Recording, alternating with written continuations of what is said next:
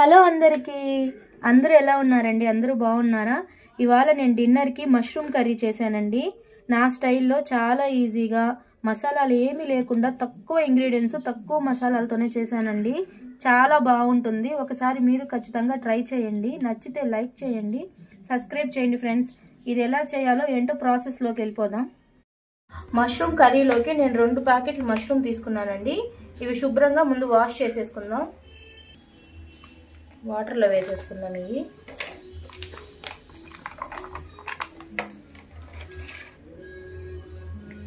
కొంచెం నానాక వీటి మీద ఉన్న పై పుక్కంతా ఊడిపోతుందండి. వీటిని శుభ్రంగా మొత్తం ఊడదీసేసుకోవాలి. ఇలా ఆ మట్టి ఏమన్నా ఉన్నా అంతా పోతుంది. అన్నీ శుభ్రంగా వాష్ చేసేసుకున్నానండి. పై పుక్కంతా తీసేసుకున్నాను. వీటిని ఇలా 2 ముక్కలుగా చేసేసుకుందాము. ఇప్పుడు ఇందులో ఒక 1/2 గ్లాస్ వాటర్ వేసేసుకుంటున్నాను.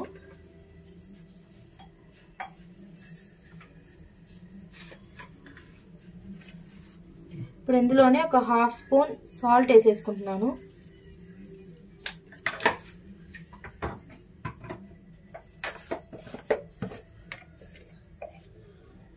పావు టీ స్పూన్ పసుపు వేసేసుకుంటున్నానండి. సేమ్ ఇది చికెన్ లాగే ఆవగించేసుకోవాలి. ఇప్పుడు స్టవ్ వెలిగించేసుకుందాం. ఒకసారి ఇది బాగా కలిపేసుకుందాము. ఇది చికెన్ లాగే బాగా ఆవగించేసుకోవాలి. ఈ లోపల టమాటా ఎర్రగడ్డ కట్ చేసేసుకుందాం.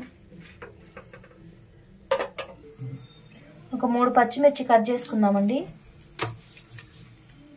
ఇలా పొడుగు చీలికలుగా కట్ చేసేసుకుందాం.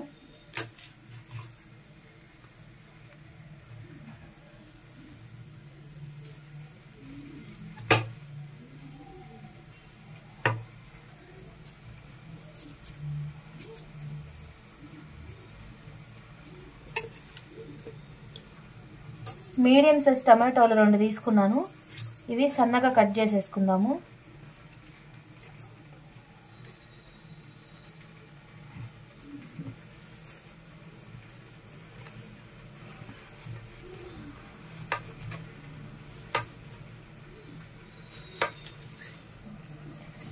మీడియం సైజ్ ఆనియన్స్ కూడా 2 తీసుకున్నానండి. ఇవి కూడా కట్ చేసేసుకుందాం.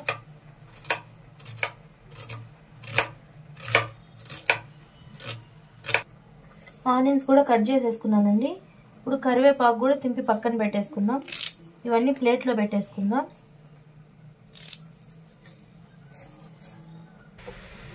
చక్కగా అంతా ఉడికిపోయిందండి. ఇది పక్కకు తీసేసుకుందాం. స్టవ్ వెలిగించేసుకొని బాండిల్ పెట్టేసుకున్నానండి. బాండిల్ హీట్ అయ్యాక ఆయిల్ వేసేసుకుందాం. బాండిల్ హీట్ అయిందండి. ఆయిల్ వేసేసుకుందాము.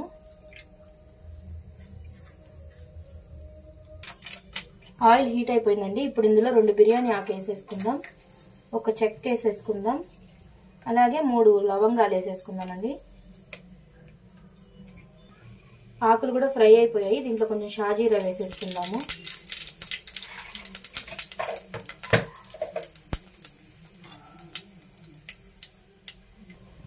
ఇప్పుడు ఇందులో పచ్చిమిర్చి వేసేసుకుందాం.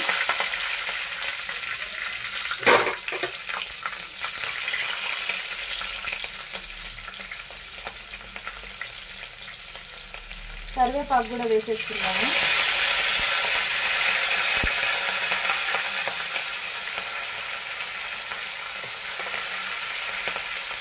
కొంచెం ఫ్రై అయితే చాలండి. ఇప్పుడు ఇందులో ఆనియన్స్ కూడా వేసేసుకుందాం.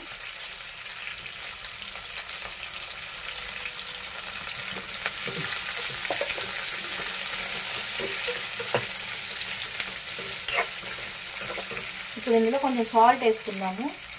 ఇందాక 1/2 సాల్ట్ వేసుకున్నాం కదా. ఇప్పుడు ఇంకో పావు టీ స్పూన్, 1/2లో సగం వేసేసుకుందాము. ఆనియన్స్ తొందరగా కుక్ అవుతాయండి సాల్ట్ వేయడం వల్ల.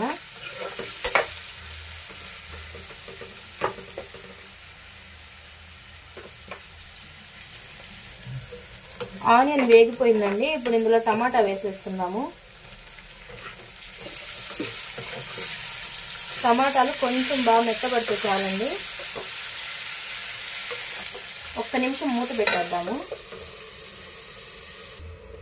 1 నిమిషం అయిందండి. మూత తీసి చూద్దాము. టమాటా అంతా బాగా కుక్ అయిపోయిందండి. ఇప్పుడు ఇంట్లో అల్లం తెల్లగడ్డ పేస్ట్ వేసేసుకుందాము.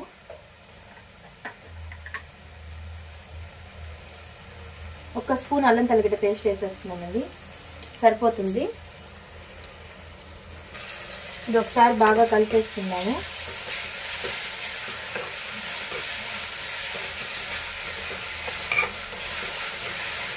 ఇప్పుడు ఇందులోనే కారం కూడా వేసేసుకుందామండి. ఫస్ట్ నేను 3 పచ్చిమిర్చి వేసాను కాబట్టి 1 స్పూన్ కారం వేసేసుకుంటున్నాను. మేము కొంచెం కారం తక్కువ తింటాం కాబట్టి తక్కువ వేసుకుంటున్నానండి. మీరు ఎక్కువ తినే పని అయితే ఇంకొక స్పూన్ యాడ్ చేసుకోండి. ఇదంతా కొంచెం చక్కగా కలిపేద్దాము. కొంచెం పచ్చి వాసన పోయేదాకా ఫ్రై చేసేద్దాము.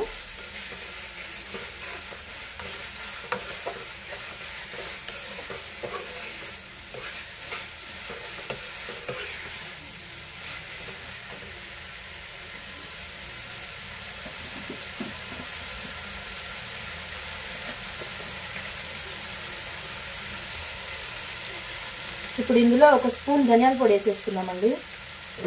ఈ స్టేజ్లోనే వేసుకుంటే ధనియాల పొడి కూడా చక్కగా దాంట్లో అంతా సరిపోతుంది. ఒకసారి ఇదంతా బాగా కలిపేసుకున్నాము.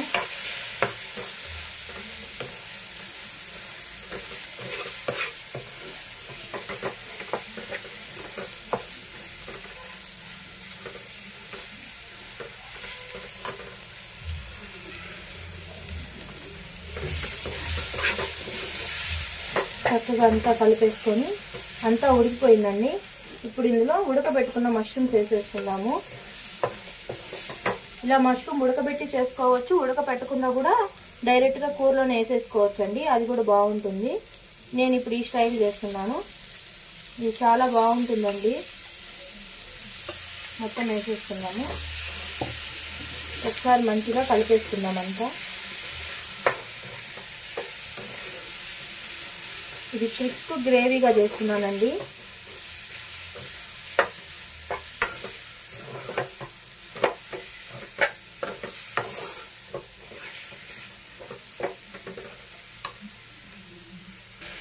అంతా వేగిపోయిందండి. ఇప్పుడు ఇందులో ఒక 1/2 గ్లాస్ వాటర్ పోసేసుకుందాము.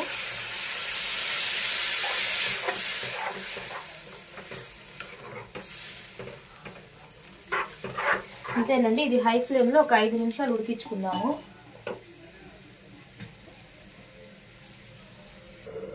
ఇప్పుడు ఒకసారి మూత తీసి చూద్దామండి. అంతా దగ్గర పడిపోయింది, చాలా బాగా వచ్చింది. స్మెల్ సూపర్గా వస్తుందండి. థిక్ గ్రేవీగా అయిపోయిందండి. అంతా అయిపోయిందండి. ఇంకా స్టవ్ ఆపేసుకుందాము. ఇదంతా ఒక బౌల్లో తీసేసుకుందామండి. చాలా సింపుల్గా చాలా బాగుంటుంది. ఖచ్చితంగా మీరు ఒకసారి ఇలా ట్రై చేయండి. ట్రై చేసి ఎలా వచ్చిందో కామెంట్ బాక్స్లో కామెంట్ చేయండి ఫ్రెండ్స్.